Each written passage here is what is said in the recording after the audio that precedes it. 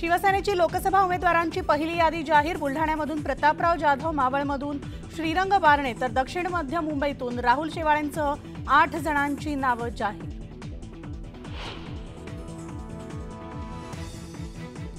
भाजप शिवसेनेच्या पहिल्या यादीनंतर राष्ट्रवादी काँग्रेसची यादी आज जाहीर होण्याची शक्यता। अजित पवार कुणाला उमेदवारी देणार याकडे सगळ्यांचं लक्ष।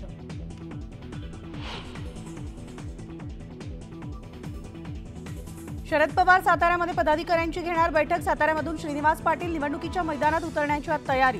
बैठकीमध्ये शिक्कामोर्तब होण्याची शक्यता।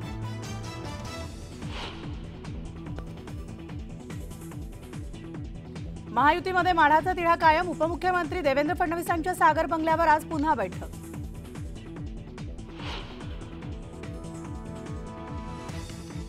मुंबईमधल्या ट्रायडेंट हॉटेलमध्ये महाविकास आघाडीची बैठक संपन्न। जागांबाबत चर्चा सुरू असल्याची पृथ्वीराज चव्हाणांची माहिती, तर केवळ प्रचाराबाबत चर्चा केल्याचं जितेंद्र आव्हाडांचं वक्तव्य।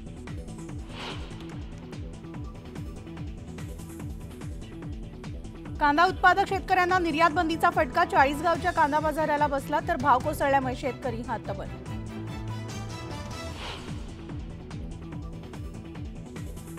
उत्तर प्रदेशामध्ये कुख्यात गँगस्टर मुख्तार अन्सारीचा मृत्यू। तुरुंगामध्ये हृदयविकाराचा झटका आल्यानंतर उपचारादरम्यान मृत्यू। यूपीमध्ये प्रशासन अलर्ट मोडवर।